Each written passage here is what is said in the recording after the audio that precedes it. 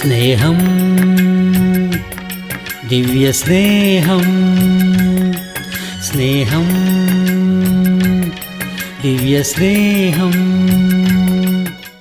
സഭാപ്രസംഗിയുടെ പുസ്തകം 4-ാം അധ്യായം 1-ാം വാക്യം വായിക്കുകയാണ്. പിന്നെയും ഞാൻ സൂര്യന് കീഴെ നടക്കുന്ന പീഡനങ്ങളെയെല്ലാം കണ്ടു. പീഡിതന്മാർ കണ്ണുനീരൊഴുക്കുന്നു, അവർക്ക് ആശ്വാസപ്രദൻ ഇല്ല. അവരെ പീഡിപ്പിക്കുന്നവരുടെ കയ്യാൽ അവർ ബലാത്കാരം അനുഭവിക്കുന്നു, എന്നിട്ടും ആശ്വാസപ്രദൻ അവർക്കില്ല. പിന്നെയും ഞാൻ സൂര്യനു കീഴെ നടക്കുന്ന പീഡനങ്ങളെയെല്ലാം കണ്ടു. പീഡിതന്മാർ കണ്ണുനീരൊഴുക്കുന്നു, അവർക്ക് ആശ്വാസപ്രദൻ ഇല്ല. അവരെ പീഡിപ്പിക്കുന്നവരുടെ കയ്യാൽ അവർ ബലാത്കാരം അനുഭവിക്കുന്നു, എന്നിട്ടും ആശ്വാസപ്രദൻ അവർക്കില്ല. നിങ്ങൾ ലോകത്തിലാണോ ഉള്ളത്? ഇങ്ങനെയൊക്കെ ചോദിച്ചാൽ എന്താണ് പറയേണ്ടത്? നിങ്ങൾ ലോകത്തിലുള്ളവരാണോ? നിങ്ങളുടെ ലോകത്തിന് ചുറ്റും എന്ത് നടക്കുന്നെന്ന് നിങ്ങൾ കാണുന്നുണ്ടോ, കേൾക്കുന്നുണ്ടോ, അറിയുന്നുണ്ടോ? എന്താണ് സംഭവിക്കുന്നത്? എവിടെ നോക്കിയാലും ആനന്ദം, സന്തോഷം, നീതി, ന്യായം, സമാധാനം, ത്യാഗം, വിശ്വാസം, നിസ്വാർത്ഥത, സഹായം, ആശ്വാസം, ഇവയാണോ കാണുന്നത്? എന്താണ്? എവിടെ നോക്കിയാലും അന്യായം, അനീതി, അതിക്രമം, ദൗർഭാഗ്യം, വഞ്ചന, പക, പാപം, വ്യഭിചാരം, മദ്യപാനവും ദുഷ്ടതയും വളർന്നുകൊണ്ടേയിരിക്കുന്നു. ദൈവത്തിന്റെ മക്കളെ, നിങ്ങൾ എപ്പോഴെങ്കിലും ആലോചിച്ചിട്ടുണ്ടോ ഇത്? കർത്താവ് സമാധാനപ്രഭുവാണെന്നറിയാമല്ലോ. യേശുവിൽ വിശ്വസിക്കുന്നവർക്കെല്ലാം അവൻ സമാധാനം നൽകുമെന്നുള്ള കാര്യം നിങ്ങൾക്കറിയാം. ഈ ലോകത്തിൽ എവിടെ നോക്കിയാലും അന്യായമാണ് കാണുന്നത്.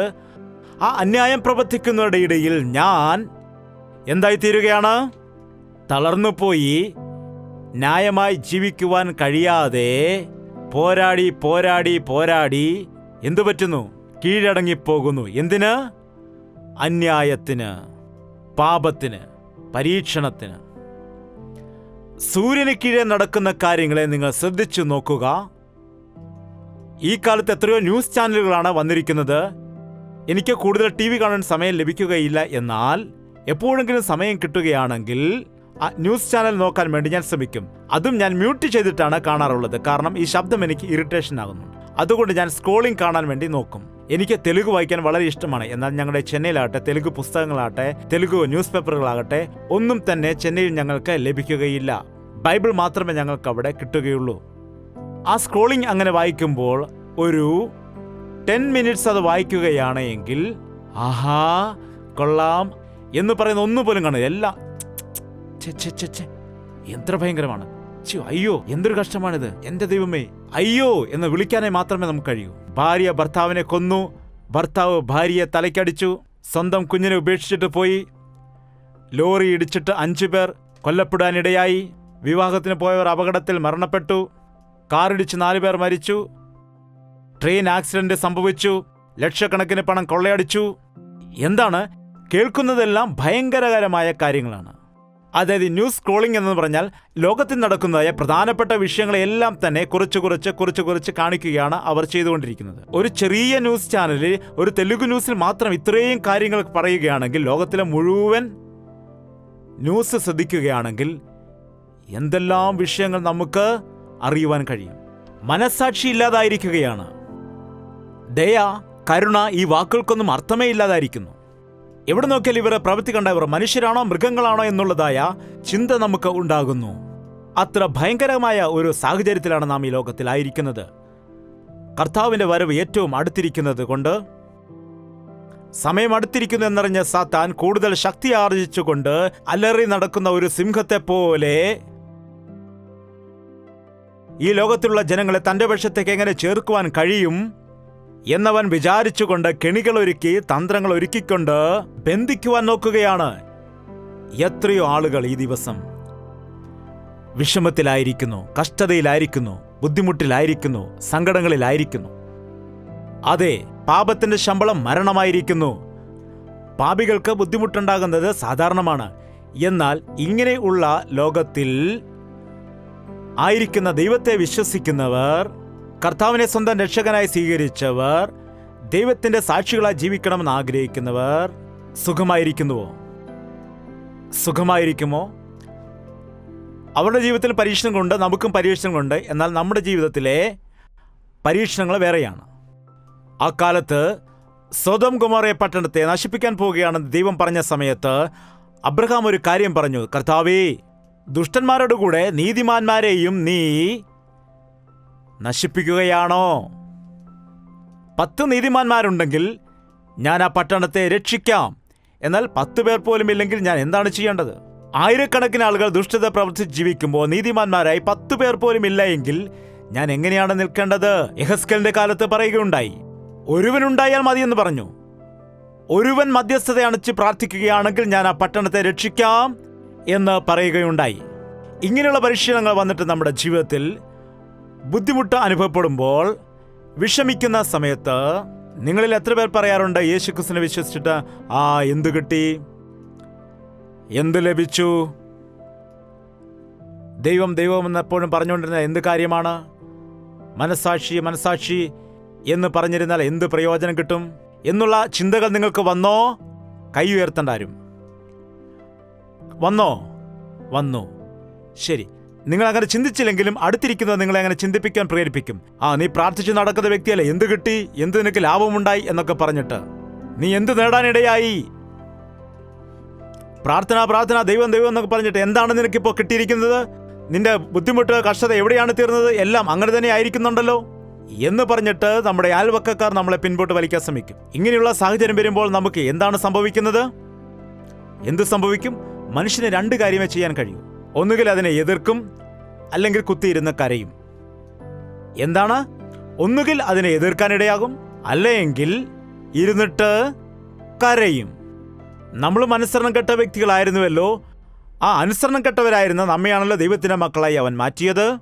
നമ്മൾ ആരെയും എതിർക്കുകയില്ല, നമ്മെ എതിർക്കുന്നവരെ നാം എതിർക്കുകയില്ല, അടിക്കുന്നവരെ തിരിച്ചടിക്കുകയില്ല, പറ്റിക്കുന്നവരെ തിരിച്ച് പറ്റിക്കില്ല, കേസ് കൊടുക്കുന്നവനെതിരെ തിരിച്ച് കേസ് കൊടുക്കില്ല. പിന്നെ എന്താണ് നാം ചെയ്യുന്നത്? ബാക്കിയുള്ളത് ഒരേ ഒരു കാര്യമുള്ളൂ. എന്താണ് അവിടെ ഉള്ളത്? പീഡിതന്മാർ കണ്ണുനീരൊഴുക്കുന്നു, അവർക്ക് ആശ്വാസപ്രദനില്ല. അവർ വിഷമിക്കുന്ന സമയത്ത് ആശ്വാസം കൊടുക്കുവാൻ ആരും ഇല്ലാതെ എത്രയോ ദൈവമക്കൾ ഈ കാലത്ത് വിഷമത്തിൽ ആയിരിക്കുന്നവരുണ്ട്. വിഷമങ്ങൾ ഉണ്ടാകാം. വിഷമങ്ങൾ മാറ്റാൻ വേണ്ടിയല്ല ഞാൻ ഇങ്ങോട്ട് വന്നിരിക്കുന്നത്. നിങ്ങളുടെ കഷ്ടത മാറ്റാൻ വേണ്ടിയാണ് ഞാൻ ലോകത്തിലേക്ക് വന്നതെന്ന് കർത്താവ് പറഞ്ഞിട്ടില്ല. നിങ്ങൾക്ക് ലോകത്തിൽ കഷ്ടം ഉണ്ട്, ബുദ്ധിമുട്ടില്ലെന്നാണ് പറഞ്ഞത്. ബുദ്ധിമുട്ടുകൾ ഉണ്ടാകും, എങ്കിലും നിങ്ങൾ ധൈര്യപ്പെടുവിൻ.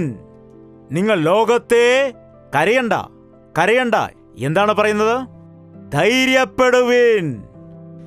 നിന്റെ കഷ്ടതയിൽ നിന്നെ മനുഷ്യർ ആശ്വസിപ്പിച്ചില്ലേ? ഒരു തരത്തിലുള്ള കഷ്ടത എന്താണ്? പറയൂ. ശരീരത്തിന്റെ കഷ്ടതകൾ, ശരീരത്തിന്റെ പ്രശ്നങ്ങൾ, ശരീരത്തിന്റെ കഷ്ടതകൾ. ഞങ്ങൾക്ക് വന്നതായ ഫോൺ കോൾസുകൾ, പ്രാർത്ഥനയുടെ ഫോൺ കോൾസുകളെല്ലാം എടുത്തിട്ട് ഒരു സഹോദരിയോട് ഞാൻ പറഞ്ഞു, ഇതിനെല്ലാം തരംതിരിച്ചിട്ട് അതിനെ പ്രത്യേകം നോട്ട് ചെയ്ത് നോക്കുക. ഇതിൽ എത്ര പേർ ശാരീരികമായ കാര്യങ്ങൾക്ക് വേണ്ടി പ്രാർത്ഥന അപേക്ഷിച്ചവരുണ്ട്, സാമ്പത്തിക കാര്യങ്ങൾക്ക് വേണ്ടി ഫോൺ ചെയ്ത വ്യക്തികളുണ്ട്, എത്ര പേർ ആത്മീയ വർധനയ്ക്ക് വേണ്ടി പ്രാർത്ഥന അപേക്ഷിച്ച വ്യക്തികളുണ്ട് എന്നൊക്കെ എല്ലാം വേർതിരിച്ച് വയ്ക്കുവാൻ പറഞ്ഞ സമയത്ത് നിങ്ങൾക്കറിയാമോ, അതിൽ 100-ൽ 90% എന്തൊക്കെയാണെന്നറിയാമോ? തലവേദന, കൈവേദന, കാലുവേദന, പല്ലുവേദന, kidney problem, liver problem, surgery ചെയ്യണം, തലച്ചോറിന്റെ പ്രശ്നം, കാലിന്റെ പ്രശ്നം എന്നിങ്ങനെയുള്ള വിഷയങ്ങളാണ് കൂടുതൽ. അതിന് പിന്നീടുള്ള ഒരു 8% ബാക്കി സാമ്പത്തിക പ്രശ്നം, കടഭാരത്തിലായിരിക്കുന്നു, സാമ്പത്തിക ബുദ്ധിമുട്ടിൽ ആയിരിക്കുന്നു. എന്നാൽ വെറും 2% മാത്രമുള്ള ആളുകളാണ്, ബ്രദർ, ഞാൻ ക്രിസ്തുവിൽ വിശ്വാസമർപ്പിച്ച് നല്ല ആത്മീയമായി വളരുവാൻ ആഗ്രഹിക്കുന്നു, എനിക്ക് വേണ്ടി പ്രാർത്ഥിക്കണമെന്ന് പറഞ്ഞ വ്യക്തികൾ വെറും 2% മാത്രമാണ് ഉണ്ടായിരുന്നത്. ശരീര രോഗങ്ങളെക്കുറിച്ച് അത്രമാത്രം നിങ്ങൾ വേവലാതിപ്പെടേണ്ട കാര്യമില്ല. ശാരീരിക രോഗങ്ങളും ബലഹീനതകളും എന്തുകൊണ്ടുണ്ടാകുന്നു? വെള്ളം കൊള്ളുകയില്ല, ആഹാരം വൃത്തിയായതല്ല, വായു മാലിന്യമായിരിക്കുന്നു, വെള്ളം മാലിന്യമായിരിക്കുന്നു, വൃത്തിയായ ആഹാരം കഴിക്കില്ല, റോഡ് സൈഡിൽ നിന്ന് വാങ്ങിച്ചാണ് കഴിക്കുന്നത്, അപ്പോൾ രോഗമുണ്ടാകില്ലേ? കൊച്ചു കുഞ്ഞുങ്ങൾക്ക് പോലും നല്ല ആഹാരം കൊടുക്കത്തില്ല, അവർക്ക് നല്ല പാല് കൊടുക്കത്തില്ല. പിന്നെന്താണ് പറയുന്നത്? ഹൃദയത്തിൽ ഹോളുണ്ട്. നീ ഗർഭസമയത്ത് നീ വല്ലതും കഴിച്ചായിരുന്നോ? പഴയ കാലത്ത് ഗർഭിണിയായിരിക്കുന്ന സമയത്ത് നല്ല നല്ല ആഹാരങ്ങൾ ഭക്ഷിക്കുമായിരുന്നു. എന്നാൽ ഇപ്പോൾ ആളുകളുടെ രീതിയെല്ലാം മാറിപ്പോയിരിക്കുന്നത്. അവർക്ക് പുതിയ സ്റ്റൈലാണ്. അതെന്താണ്? സാൻഡ്വിച്ച് വേണം. ഇവിടെ ഗർഭിണി സാൻഡ്വിച്ച് കഴിക്കുകയാണെങ്കിൽ സാൻഡ്വിച്ച് നിറച്ച് സുഷിരങ്ങളാണല്ലോ. ഗർഭിണിയായിരിക്കുമ്പോൾ കുഞ്ഞിന് നല്ല ആഹാരമില്ലെങ്കിൽ കുഞ്ഞിന് അവിടെ വളരുവാൻ കഴിയുകയില്ല. അതുകൊണ്ട് നീ ദൈവത്തെ കുറ്റം പറഞ്ഞിട്ട് കാര്യമില്ല, അത് നിന്റെ ബലഹീനതയാണ്. ശാരീരിക വിഷയത്തിൽ നിനക്ക് വിടുതൽ ലഭിക്കണമെങ്കിൽ ശാരീരിക വിഷയങ്ങൾ നീ സൂക്ഷിച്ച് ആയിരിക്കുക. ആഹാരം കഴിക്കുന്ന വിഷയത്തില്, വിശ്രമിക്കുന്ന വിഷയങ്ങളിൽ നീ സൂക്ഷ്മതയോടെ ആയിരിക്കുക. യേശുക്രിസ്തു സൗഖ്യം നൽകും. യേശുക്രിസ്തു സൗഖ്യം നൽകില്ല എന്ന് ഞാൻ പറയുന്നില്ല. ഞാൻ സേവ ചെയ്തപ്പോഴും ഞങ്ങളുടെ പ്രാർത്ഥനയിലും അനേകം ആളുകൾ സൗഖ്യം പ്രാപിച്ചവർ ഉണ്ട്. അതൊക്കെ വിളിച്ചു പറഞ്ഞുകൊണ്ട് അതിൽ വളരെ പേരും പ്രശസ്തിയും എടുക്കാൻ ഞാൻ ആഗ്രഹിക്കുന്നില്ല. എന്നാൽ സൗഖ്യം നൽകുന്ന ദൈവമുണ്ട് എന്നത് ഒരിക്കലും തെറ്റായ കാര്യം അല്ല. യേശുക്രിസ്തുവിന്റെ അടുക്കൽ രോഗത്തല വന്നവരോട് അവൻ പറഞ്ഞ കാര്യം എന്താണെന്നറിയാമോ? നീ സമാധാനത്തോടുകൂടി പോകൂ എന്ന് പറഞ്ഞു. നിന്റെ പാപത്തിന് ക്ഷമ ലഭിക്കുമ്പോൾ നിന്റെ രോഗവും മാറിപ്പോകുന്നു. ഇപ്പോൾ പാപം ക്ഷമിക്കപ്പെടാതെ കിടക്കുമ്പോൾ നിന്റെ രോഗം എങ്ങനെയാണ് നിനക്ക് മാറിപ്പോകാനിടയാകുന്നത്? ആ രോഗം വീണ്ടും ഉണ്ടാകുന്നു. ദേശത്ത് മുഴുവൻ രോഗങ്ങളാണ്, ശരീരത്ത് മുഴുവൻ രോഗങ്ങളാണ്. പാപങ്ങൾ കൂടി വരുന്നതനുസരിച്ച് രോഗങ്ങളും കൂടി വരുന്നുണ്ട്. വിചിത്രമായ രോഗങ്ങൾ ഉണ്ടാകുന്നു. ആ രോഗങ്ങൾ വന്നിട്ട് അനേകം ആളുകൾ മരിച്ചു പോകുന്നു. എന്നാൽ ആ രോഗത്തിൽ ആ ബുദ്ധിമുട്ട് അനുഭവിക്കുന്ന ആ സമയത്ത് ആ രോഗത്തിന് കാരണം ആയിരിക്കുന്നതായ പാപത്തെക്കുറിച്ച് പശ്ചാത്തപിച്ചാൽ വലിയ സൗഖ്യം ഉണ്ടാകും. പണമുള്ളവർക്ക് രോഗം വന്നാലും വലിയ കുഴപ്പമൊന്നുമില്ല. പണമുള്ളവർക്ക് രോഗമുണ്ടായാൽ എന്താണ് ചെയ്യുന്നത്? പറയൂ. അമേരിക്കൻ ഹോസ്പിറ്റലിലേക്ക് പോകും. ഭാരതരാജ്യം എന്നൊക്കെ പറയുമെങ്കിലും എന്നാൽ പണമുള്ളവർക്ക് രോഗം വരുന്ന സമയത്ത് അവരവിടെ ചെല്ലും. സിംഗപ്പൂരിലും അമേരിക്കയിലുമൊക്കെ പോയി സർജറി ചെയ്യാനിടയും. ഇന്ത്യയിലെ ഹോസ്പിറ്റലുകളെല്ലാം ഒന്നിനും കൊള്ളില്ല. അതെല്ലാം നമുക്ക് വേണ്ടിയുള്ളതാണ്. നമുക്ക് പണം ചിലവാക്കിയിട്ട് രോഗം മാറ്റുവാൻ ശ്രമിക്കുന്നവർ ചിലരുണ്ട്. പണമുള്ളവർക്ക്, ധനവാന്മാർക്ക്, അവർക്ക് എങ്ങനെയെങ്കിലും അവർ ന്യായത്തെ അന്യായമായും അന്യായത്തെ ന്യായമായും ഒക്കെ മാറ്റാനിടയാവും. എന്നാൽ കഷ്ടപ്പെട്ടു പോകുന്നവർ ആരാണ്? ബലഹീനർ, സാധാരണക്കാർ. അവരെ പീഡിപ്പിക്കുന്ന ആളുകൾ ബലാത്കാരികൾ ആയിരിക്കുന്നത് കൊണ്ട് ആശ്വാസം കൊടുക്കാൻ ആരും ഇല്ല. ആരാണ് ബലവാന്മാർ? ഈ ലോകത്തിലെ ബലവാന്മാർ. ലോകത്തിൽ ധനമുള്ള ആളുകൾ, അധികാരം ഉള്ള ആളുകൾ, രാഷ്ട്രീയ അധികാരമുള്ള വ്യക്തികൾ, ഭൂമി സംബന്ധിച്ച് നല്ല വസ്തു സമ്പത്തുമുള്ള വ്യക്തികൾ ബലഹീനരെ കഷ്ടപ്പെടുത്തുകയാണ്. ബലഹീനരെ കഷ്ടപ്പെടുത്തുന്ന സമയത്ത് അവർ തളർന്നു പോവുകയാണ്, ദുഃഖിക്കുകയാണ്. ഈ ദിവസം ആരെങ്കിലും നിങ്ങളുടെ ജീവിതത്തിലുള്ള കഷ്ടത കൊണ്ട് നിങ്ങൾ ആരുമറിയാതെ ബുദ്ധിമുട്ടുകയാണ് എങ്കിൽ, കണ്ണുനീരൊഴുക്കുന്നവർ ഉണ്ടെങ്കിൽ, ദാവീദ് ഇപ്രകാരം പറഞ്ഞു, എൻ്റെ തലയിണ കണ്ണുനീര് കൊണ്ട് കുതിർന്നിരിക്കുന്നു. അതായത് എപ്പോഴാണ് കരഞ്ഞത്? തലയണമെന്ന് ഞാൻ പറഞ്ഞപ്പോൾ നിങ്ങൾ എന്താ എന്നെ ഇങ്ങനെ തുറിച്ചു നോക്കുന്നത്? അതും നിങ്ങൾക്കറിയത്തില്ലേ? തലയണമെന്ന് പറഞ്ഞാൽ അറിയില്ലേ? പില്ലോ. ഇപ്പോൾ മനസ്സിലായോ? പില്ലോയാണ്. പില്ലോ നനയണമെങ്കിൽ നിങ്ങൾ പറയൂ, എപ്പോഴാണ് കരഞ്ഞത്? എപ്പോൾ കരഞ്ഞു? ഉറങ്ങാൻ കിടക്കുന്ന സമയത്ത് അവൻ എന്ത് ചെയ്യുന്നു? കരയുകയാണ്. അവൻ ഉറക്കം വരാതെ തലയിണയിൽ തലവെച്ച് കരയുകയാണ്. ഉറങ്ങാൻ കിടക്കുമ്പോൾ കരഞ്ഞാൽ ആരും അറിയുകയില്ല. ഓഫീസിൽ കരയുകയാണെങ്കിൽ എല്ലാവരും അറിയാനിടയാകും. വെളിയിൽ പോയി കരയാൻ കഴിയുകയില്ല. മറ്റുള്ളവർ കാണുകയാണെങ്കിൽ അവനെ അപമാനിക്കാനിടയാകും. അതുകൊണ്ട് എന്താണ് ചെയ്യുന്നത്? തലവെച്ചിട്ട് തലയിണയിൽ തലവെച്ച് മുഖം അമർത്തി കരയുകയാണ്. മനുഷ്യർ ചെയ്തതായ പ്രവൃത്തികൾ, മനുഷ്യർ ചെയ്തതായ പരിഹാസങ്ങൾ എല്ലാം അവൻ്റെ ജീവിതത്തിൽ ഓർക്കുമ്പോൾ അവൻ്റെ ഹൃദയം തകർന്നു പോവുകയാണ്. തകർന്നു പോയിട്ട് അവൻ നിലവിളിക്കുകയാണ് മനുഷ്യർ ചെയ്യുന്ന വേദനകളെ ഓർത്തിട്ട്. നമ്മുടെ ജീവിതത്തിൽ പലപ്പോഴും അങ്ങനെയാണ്. ഞാൻ നിങ്ങളോട് ഇന്ന് പറയാൻ ആഗ്രഹിക്കുന്ന ഒരു കാര്യം എന്താണെന്ന് വെച്ചാൽ, നിന്റെ കണ്ണുനീര് തുടയ്ക്കുവാനും നിന്നെ ആശ്വസിപ്പിക്കുവാനും ഒരു വ്യക്തി ഉണ്ട്. എനിക്കറിയാം, നിങ്ങൾക്കറിയാം ഉത്തരമെന്ന്. ആരാണ്? ഉത്തരമറിയാം. പക്ഷെ ആരും അവൻ്റെ അടുക്കിലേക്ക് പോകില്ല. ആരും അവനോട് ചെന്ന് പറയില്ല, യേശുവേ എൻ്റെ കണ്ണുനീർ നീ തുടയ്ക്കണമേ, യേശുവേ എൻ്റെ കഷ്ടത കാണണമേ, എൻ്റെ കഷ്ടത എനിക്ക് സഹിക്കുവാൻ കഴിയുന്നില്ല ദൈവമേ എന്ന് എത്ര ആളുകൾ ദൈവസന്നിധിയിൽ കരഞ്ഞ് പ്രാർത്ഥിക്കും? നിങ്ങൾ പ്രാർത്ഥിക്കുക. നിങ്ങൾ പ്രാർത്ഥിച്ചാൽ ദൈവം സഹായിക്കാനിടയാകും. തലകളെ വണക്കാൻ നമുക്ക് പ്രാർത്ഥിക്കാം. അവന്റെ സന്നിധിയിൽ നീ ഇരിക്കുന്ന സമയത്ത് നിന്റെ കണ്ണുനീരിനെ തുടയ്ക്കുന്നതിന് വേണ്ടി അവൻ മതിയായവനാണ്. ഏത് പ്രശ്നത്തിൽപ്പെട്ടാണ് നീ തകർന്നിരിക്കുന്നത്? ഏത് വിഷമത്തിൽപ്പെട്ടാണ് നീ നിരാശപ്പെട്ട് ഇരിക്കുന്നത്? ഈ സമയത്ത് കർത്താവ് നിന്നെ അറിഞ്ഞിട്ട് ആശ്വസിപ്പിക്കുന്നതിന് വേണ്ടി, നിന്നെ ബലപ്പെടുത്തുന്നതിനായി, നിന്റെ ജീവിതത്തിൽ നഷ്ടപ്പെട്ട കാര്യങ്ങളെ നിനക്ക് തിരിച്ചു നൽകുന്നതിന്, നിങ്ങളുടെ കണ്ണുനീരിനെ തുടയ്ക്കാൻ ആ കർത്താവ് നമ്മുടെ മധ്യയിൽ വന്നിട്ടുണ്ട്. നിങ്ങൾ ചെയ്യേണ്ടത് മറ്റൊന്നുമല്ല, വായ് തുറന്ന് അവനോട് സംസാരിക്കൂ. നിങ്ങളുടെ കഷ്ടത കണ്ടിട്ട്, ബുദ്ധിമുട്ട് കണ്ടിട്ട്, നിങ്ങളുടെ വിഷമത കണ്ടിട്ട് തളർന്നു പോവുകയാണ്. ഭക്തി നിങ്ങൾ വിട്ടുകളയുന്നു. ദൈവമില്ല എന്ന് പറയുന്നു. ദൈവം എൻ്റെ ജീവിതത്തിൽ എന്താണ് ചെയ്തതെന്ന് ചോദിക്കുന്നു. ജീവിതത്തിൽ വന്ന പരാജയം, അടിക്കടി വന്ന പരാജയം നിമിത്തം ഒരു ഗതിയുമില്ലാതായിരിക്കുന്നു. വഴിതെറ്റിപ്പോയ എൻ്റെ ജീവിതത്തിൽ എന്നോട് ക്ഷമിക്കണമേ. മനുഷ്യരാൽ നിന്ദിക്കപ്പെട്ട, വഞ്ചിക്കപ്പെട്ട എന്നോട് ക്ഷമിക്കണമേ ദൈവമേ. ലോകത്തെ വിശ്വസിച്ച് എൻ്റെ ജീവിതത്തിൽ ഞാൻ നഷ്ടം വരുത്തി വെച്ചെന്നോട് ക്ഷമിക്കണമേ. എൻ്റെ യേശുവേ, നിന്റെ കൃപ എനിക്ക് വേണമപ്പാ. ഒരിക്കലും വിട്ടുമാറാത്ത നിന്റെ സ്നേഹം എനിക്ക് വേണം ദൈവമേ. എല്ലാം നഷ്ടപ്പെട്ട എൻ്റെ ജീവിതത്തിൽ ഞാൻ നിന്നെ ആശ്രയിക്കുന്നു ദൈവമേ. എൻ്റെ ആരോഗ്യം നഷ്ടപ്പെട്ടിരിക്കുന്ന എന്നോട് കരുണ കാട്ടണമേ. എന്നെ നോക്കുന്ന വൈദ്യന്മാർ പറയുന്നു ഇനി അവർക്ക് ഒന്നും ചെയ്യുവാൻ കഴിയുകയില്ലെന്ന്. സാമ്പത്തികമായി നഷ്ടങ്ങൾ വന്നിരിക്കുന്ന എന്നോട് കരുണ കാണിക്കണമേ. മാനസിക വിഷമതയിലായിരിക്കുന്ന എന്നോട് നീ കരുണ കാട്ടണമേ.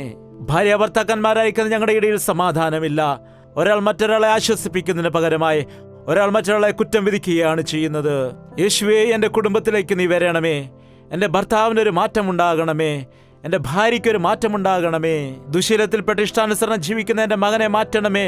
ഞങ്ങളുടെ ജീവിതത്തിൽ അടിക്കടി ഉണ്ടാകുന്ന, അതുപോലെ ഞങ്ങളുടെ ജീവിതത്തിലെ സമാധാനം കളയുന്നതായ ദുഷ്ടശക്തികളിൽ നിന്ന് ഞങ്ങളെ വിടുവിക്കണമേ. നീ ഞങ്ങളുടെ കൂടെയുണ്ടെങ്കിൽ അത് മതി കർത്താവേ. കഷ്ടതകളിൽ ഞങ്ങൾക്ക് സന്തോഷിക്കുവാൻ കഴിയും. ദുഃഖത്തിൽ ഞങ്ങൾക്ക് സന്തോഷിക്കുവാൻ കഴിയും. ക്ഷാമത്തിലും ഞങ്ങൾക്ക് സമൃദ്ധിയായിരിക്കുവാൻ കഴിയും. അതിനുള്ള കൃപ ഞങ്ങൾക്ക് നൽകുമാറാകണം. അതിനുവേണ്ടി ഞങ്ങളെ സഹായിക്കുമാറാകണമേ. ഞങ്ങൾ പ്രാർത്ഥിക്കുന്നുണ്ടപ്പാ, ഞങ്ങൾ പ്രാർത്ഥിക്കുന്നുണ്ട്. എങ്കിലും ഞങ്ങളുടെ വിഷമങ്ങൾ തീരുന്നില്ല. നീ പ്രാർത്ഥിച്ചിട്ട് നിനക്ക് മറുപടിയൊന്നും ലഭിക്കാത്തത് എന്താണ് എന്ന് പറഞ്ഞ് ഞങ്ങളെ കുറ്റം വിധിക്കുന്ന ആളുകളുടെ നടുവിൽ ഈ ദിവസം നസ്രയന യേശു ക്രിസ്തുവിന്റെ നാമത്തിൽ എല്ലാ ജീവിതങ്ങളിലും വിടുതൽ നൽകുമാറാകണമെന്ന് പ്രാർത്ഥിക്കുന്നു. അത്ഭുതം ചെയ്യുമാറാകണമേ ദൈവമേ. എൻ്റെ ദൈവം മതിയായവനാണ്, ഞങ്ങളെ വിടുവിക്കുവാൻ ശക്തനാണ് എന്ന് സാക്ഷ്യം പറയുന്ന രീതിയിൽ ഞങ്ങൾ അനുഗ്രഹിക്കപ്പെട്ടവരായി മാറുന്നതിന് വേണ്ടി ഞങ്ങളെ സഹായിക്കുമാറാകണമേ. ഞങ്ങൾക്ക് വേണ്ടിയല്ല, ഞങ്ങളുടെ നാമത്തിന് വേണ്ടിയല്ല, നിന്റെ നാമമഹത്വത്തിന് വേണ്ടി ജീവിക്കുവാൻ ഞങ്ങളെല്ലാവരെയും സഹായിക്കണമെന്ന്, അതിനുവേണ്ടി ഞങ്ങളെല്ലാം ബലപ്പെടുത്തണമെന്നും യേശു ക്രിസ്തുവിന്റെ നാമത്തിൽ അപേക്ഷിക്കുന്നു പിതാവേ. നമ്മുടെ പിതാവായ ദൈവത്തിന്റെ സ്നേഹവും പുത്രനായ യേശു ക്രിസ്തുവിന്റെ കൃപയും ആശ്വസിപ്പിക്കുന്ന പരിശുദ്ധാത്മാവിന്റെ കൂട്ടായ്മയും സഹവാസവും കൂടി വന്നിരിക്കുന്ന എല്ലാവരുടെയും മേൽ ഇന്നു മുതൽ എന്നേക്കും കൂടെ ഉണ്ടായിരിക്കുമാറാകട്ടെ. ആമേൻ, ആമേൻ, ആമേൻ.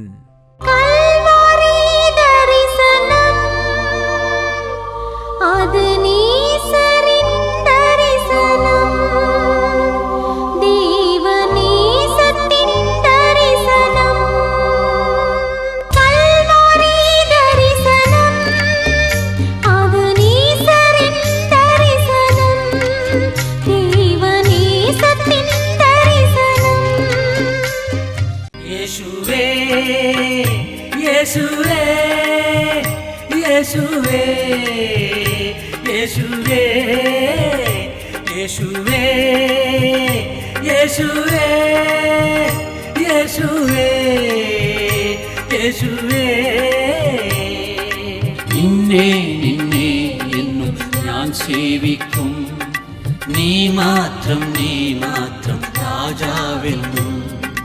നിന്നെ നിന്നെ എന്നും ഞാൻ സേവിക്കും.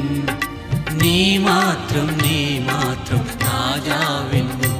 യേശുവേ, യേശുവേ, യേശുവേ, യേശുവേ, യേശുവേ, യേശുവേ, യേശുവേ, യേശുവേ, യേശുവേ, യേശുവേ, യേശുവേ, യേശുവേ, യേശുവേ, യേശുവേ.